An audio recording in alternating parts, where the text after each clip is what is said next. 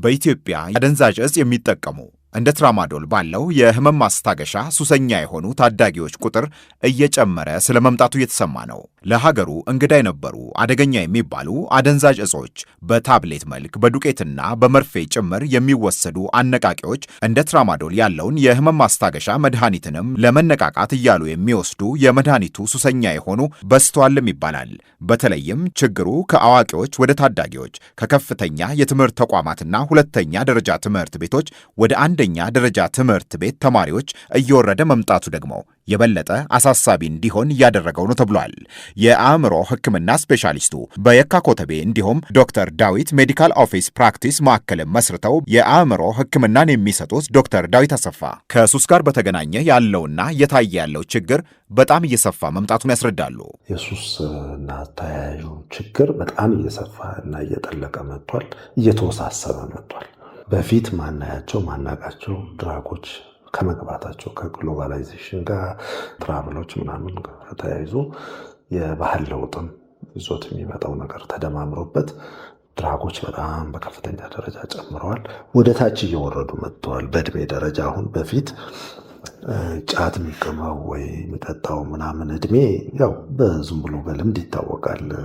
ከተወሰነ እድሜ በፊት የተለመደም አይደለም፣ ማንም አይቀበልም። አሁን ግን ሃይስኩል ላይ ወደ ታች ወርዶ ኦፒዮይዶች ራሱ በታብሌት መልክ የሚጠቀሙ 7ኛ ክፍል 6ኛ ክፍል ልጆች እየገጠሙ እናያለው። ጫት፣ ሲጋራ፣ መጠጥ፣ ሐሽሽ እያልን የምንዘረዝረው የሱስ አይነት በሀገር ደረጃ በጣም እየጨመረ በዛ ምክንያት የሚከሰተው የአእምሮ ህመምም እየከፋ መምጣቱን ዶክተር ዳዊት ያነሳሉ። በተለይ በአንድ ወቅት የከተማው ወሬ የነበረው ትራማዶል የሚባለውን የህመም ማስታገሻን የሚወስዱ ታዳጊዎች አሁንም በብዛት መኖራቸውን አንስተው በአንደኛ ደረጃ ትምህርት ቤት ያሉ ጭምር መድኃኒቱን እንደ ቆሎ እየወሰዱ ለውስብስብ የጤና ችግር እየተዳረጉ ነው ይላሉ። ትምህርት ቤት ላይ እነዚህ የህመም ማስታገሻ መልክ ያላቸው ግን ኦፒዮይድ ናቸው። ትራማዶል የሚባለው በተለይ በጣም በስፋት ነው በቃ እንደ ቆሎ እንትን የሚባለው በጣም አስፈሪው እሱ ነው አንደኛው። እንደገና ሲጋራ ማጨስም ደግሞ ወደ ታች እየወረደ መጣ። ማኔጅ እየተደረገ ነው ሲባል ወደ ታች ግን ትሬንዱ እየወረደ በሌላ በተለያየ ፎርም በኤሌክትሪክ ሲጋር ፎርም ጭስ የሌለው ጭስ አልባ የሆነ እንትን ማድረግ መጥቷል። እና ብቻ ከሱስ ጋር የተያያዘው ነገር እየተወሳሰበ እየተራቀቀ እና እየከበደ እየሰፋ ነው ያለው። እሱን ትሬንድ እናያለን። የአዲስ አበባ ከተማ እነዚህን በትምህርት ቤት ዙሪያ ያሉና በተለያዩ አካባቢዎች የሚፈጸሙ ከሱስና አደንዛዥ እጽ አጠቃቀም ጋር የተገናኙ ተግባራትን አዋኪ ተግባራት በሚል በየጊዜው እርምጃ ሲወስድባቸው ይታያል። ታዲያ ተደጋጋሚ እርምጃ እየተወሰደ ከሆነ ይህ ችግር ከመቀነስ ይልቅ ለምን የበለጠ በዝቶ ታየ? ኮማንደር ማርቆስ ታደሰ በአዲስ አበባ ፖሊስ የህዝብ ግንኙነት ዳይሬክተር ናቸው።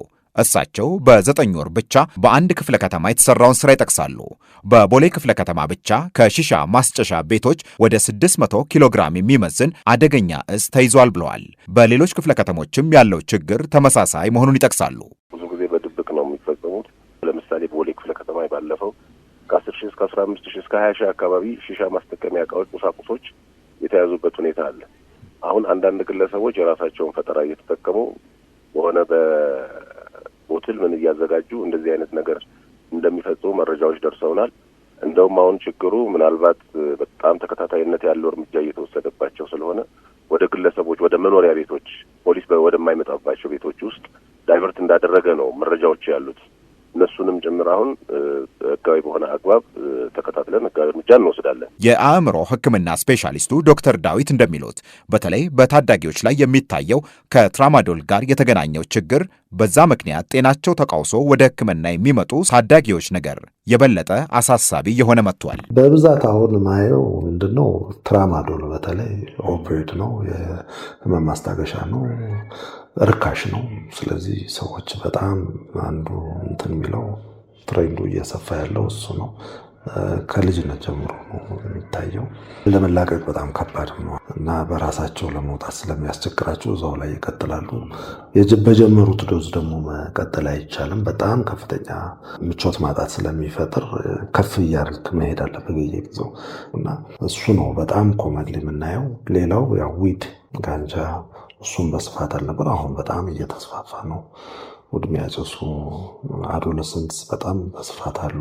ያው መጠጥ ሁሌም ኮመን ነው፣ እሱም አለ።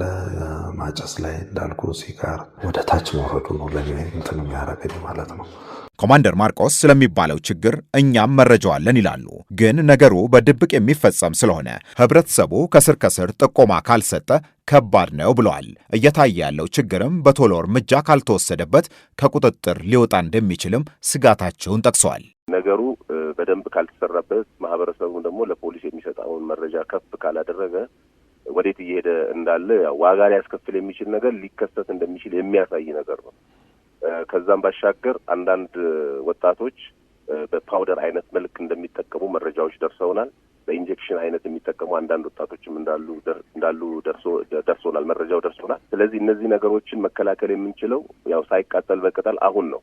ነገሩ እየተባባሰ ከሄደ ምናልባት ለመቆጣጠር አስቸጋሪ ሁኔታ ሊያጋጥም ይችላል። አደገኛ እጽን መጠቀም በየትኛውም ዕድሜ የሚከለከል ቢሆንም በማደግ ላይ ያለ አእምሮ ወይንም በታዳጊነት ዕድሜ ሲሆን ግን ነገሩን የበለጠ አሳሳቢ ያደርገዋል ብለዋል ዶክተር ዳዊት። ከዚህ በተጨማሪም የወሲብ ስሜት ቀስቃሽ የሆኑ ምስሎችና ቪዲዮዎችም በማየት ሱስ ውስጥ የሚገቡ ታዳጊዎችም ወደ ሕክምና ተቋሞች እርዳታ አስፈልጓቸው በብዛት እየመጡ ነው ብለዋል።